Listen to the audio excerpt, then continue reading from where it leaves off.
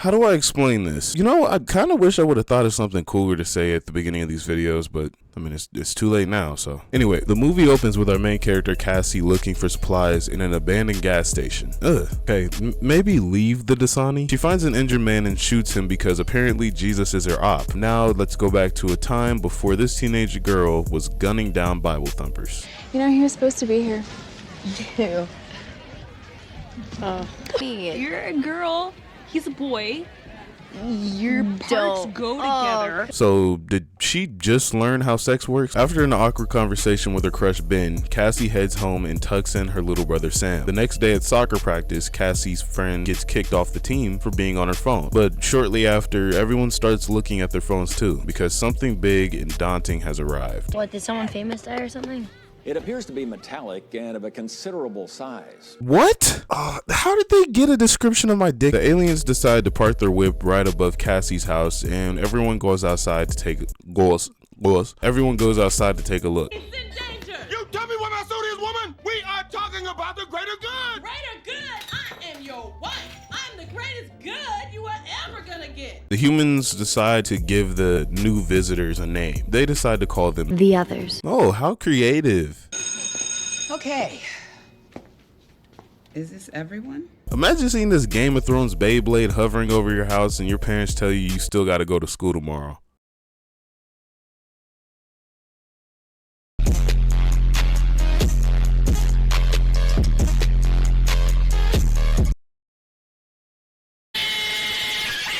After an airplane hits a swan dive due to a worldwide EMP blast by the intergalactic terrorist, everyone gets sent home to drink lake water. But even that can be a troublesome task, apparently. In Ohio, we only had the lake to worry about. Really? What about all the meth? We get a glimpse at coastal cities getting unwanted baths. Is that Flash Thompson?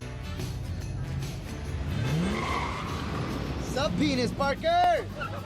I don't know what you're waiting for. Spider-Man is not coming. After all the water mysteriously dries up, the others bless the nation with bird COVID. This nigga think he's so hard without a mask on. Bro probably holding back the meanest cough right now. Cassie's mom gets sick because she wanted to help people ill. She ends up succumbing to the illness. Wait, so the mom dies and they just release her contaminated corpse to the family? If you don't burn her, they just buried her in the backyard like the family dog.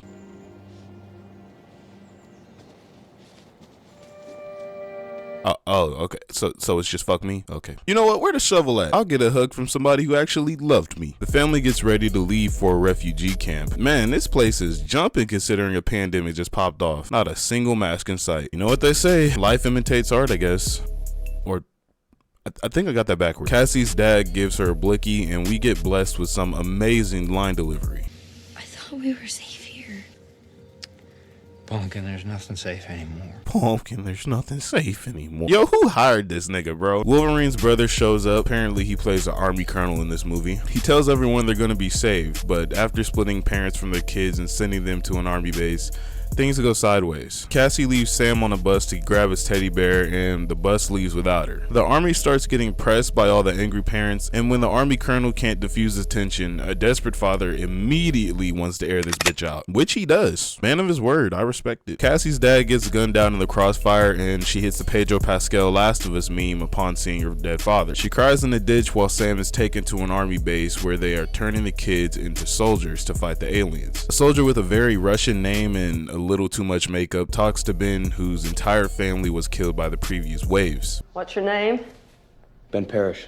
Called me zombie in quarantine. You know, I have a feeling he gave himself that nickname and now he's trying to make it stick. Sergeant Resnick, see?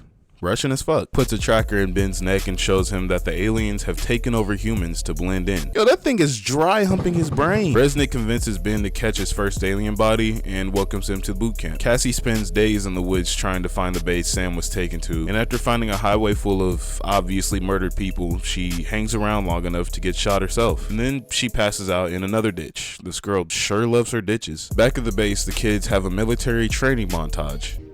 Our future, the best and brightest vision of— Wait, how did he get off the rooftop? I guess Spider-Man did come and get him after all. Cassie wakes up in a farmhouse with her bullet wound patched up. Turns out she was saved by an H&M model with first aid skills, or Evan for short. Why'd you bring me here? My family. I couldn't save them, but I could save you. The way everything's happened, I guess it just makes me feel more human. That nigga's an alien. You an alien, ain't you, nigga? Yeah, you fucking alien. Ben becomes a captain of a squad, and when a new girl named Ringer gets put on his team, she has some things to say. You zombie? I was the leader of my last squad. Hey! Keep staring at my ass, and I'll rip your throats out. I'm sorry. What ass? Okay, I just got one question. Where did you find mascara on a military base? Old Cakeface probably had some left over, huh? Actually, I doubt that. Cassie drools over Evan chopping wood. What is it about wood chopping that women find so attractive? I wonder if there's any other activities that have the same effect. Like, what about frisbee golf? No? Oh, no. I know. 2 words.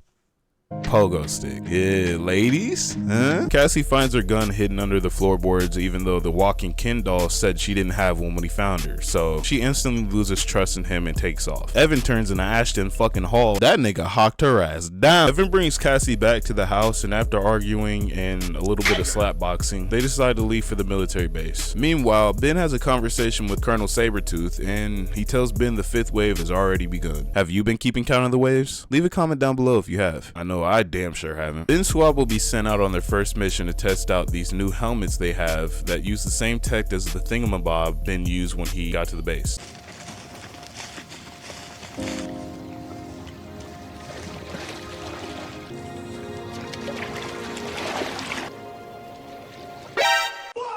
Alright, well, this is awkward. Let's go back to Ben and Sam, and maybe things will be a little more family friendly. The night before the mission, Sam tells Ben he's scared to take part in the Call of Duty campaign. Zombie, are they really sending us to fight? Yeah. I'm scared. Deal with it, Squirt. You're a soldier now. Go to sleep. Okay, I think enough time's passed. Let's check on Cassie and F. Fuck. Oh, it got worse. Okay, how do I fast forward? Ben and his squad are deployed minus the little Sam who's been tied up in the bathroom. The team instantly gets caught in a gunfight. Oh, I peed! I definitely just peed! These niggas are not battle ready. Where's Teacup? Where's Teacup? We lost Teacup. I'm here. Don't do that. Don't scare me like that. Oh my god! Yeah, definitely not battle ready. So that kid just died and they just blew his body up in a bus. The squad finds out that they've been shooting at humans after Ringer takes out her tracker and shows up as an alien on their helmets. So Ben cooks up a plan to get shot and return to the army base and report the rest of the squad as killed in action. Because we're kids, they thought they could manipulate us into doing their dirty work. We're not fighting the 5th wave. We are the 5th wave. What? After some aliens attack Cassie and Evan, Cassie realizes that Evan is, you know, like not normal. What are you? You're one of them. You're a fucking other. You fucked an alien, dude. Turns out Evan is some kind of half alien sleeper agent, but he wants to help humans. Despite Evan's pure intentions, Cassie ain't with it, so she leaves. They'll search you. You can't be armed. If you follow me, I'll shoot you. You say that like he didn't just pack up 5 guys. I ain't talking about flipping burgers. Cassie infiltrates the army base.